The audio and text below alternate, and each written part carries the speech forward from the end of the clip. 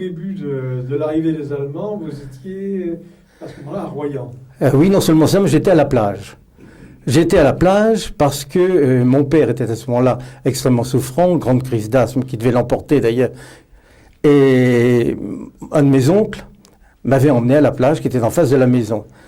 Et quand on est rentré, il faut que je dise d'ailleurs que cet oncle était d'origine alsacienne, que ses grands-parents étaient partis pour ne pas être allemands, et il était assez remonté. Donc nous traversons, en rentrant de la plage, nous traversons le boulevard Beton, nous arrivons devant la maison, et là nous voyons, je crois, 2 sidecars. Les motocyclistes avaient des combinaisons grises, je les vois encore, je devais avoir 10 ans à ce moment-là, je les vois encore, des combinaisons grises énormes. On aurait dit des bibendums gris, ce qui n'était pas très gai. Et alors mon oncle se tourne vers moi et me dit « Fais comme si tu ne les voyais pas, ils ne sont pas là. » Voilà, c'était l'entrée des Allemands à Royan. La première entrée, puisque ces motocyclistes étaient en quelque sorte en reconnaissance. Et c'est seulement après qu'on a vu arriver les troupes.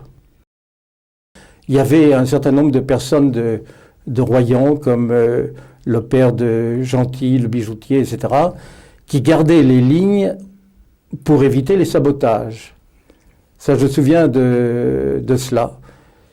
Mais sur l'organisation, j'étais trop jeune à ce moment-là. Il y avait à ce moment-là, mais il faudrait évidemment avoir connu, il y avait le casino de Foncillon. Et moi, j'étais un petit scout, je ne sais pas si tu y étais à ce moment-là ou pas, j'étais même louveteau, je crois. Et alors, on portait des couvertures et on portait des matelas que l'on mettait à l'intérieur de ce casino de Foncillon, qui était devenu un musée, qui était le musée, pour installer ces réfugiés qui arrivaient. Et ces réfugiés qui arrivaient, qui venaient justement d'Alsace, mon oncle, lui, il habitait Paris, etc., il était d'origine alsacienne, mais très lointaine. Et alors que ces petits qui arrivaient, par exemple à Mornac ou ailleurs, et qui ne parlaient pas français, et qui tombaient sur des Charentais, qui à l'époque parlaient beaucoup plus charentais que maintenant, ça ne se passait pas très bien. Ça ne se passait pas très bien, je crois, dans les campagnes autour de Royan. Oui. On continuait à fréquenter la plage, et il y avait même les Allemands sur la plage, je vois encore les Allemands à cheval, qui galopaient à cheval sur la plage, on disait même dans le plus simple appareil. Je ne me souviens pas très bien de cela, mais la vie, oui, était assez normale, mais avec quand même des petites différences qui étaient assez marquées. Par exemple, si vous voulez, lorsque un officier allemand se trouvait sur un trottoir, il fallait laisser le trottoir à un officier allemand lorsqu'on le croisait.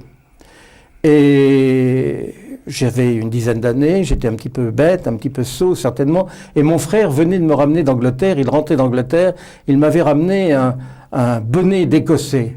J'étais très fier de mon bonnet d'Écossais. Il m'avait ramené aussi une casquette d'écolier anglais. Alors j'avais mis mon bonnet d'Écossais. Je marchais sur mon trottoir du boulevard Beton avec énormément d'assurance. Face à moi arrive un officier de marine allemand avec son beau petit poignard, son cure-dent au côté, etc. Je ne lui laisse pas le passage. Et il m'a envoyé une claque magistrale qui m'a fait baldinguer sur le boulevard, sur la route. Voilà.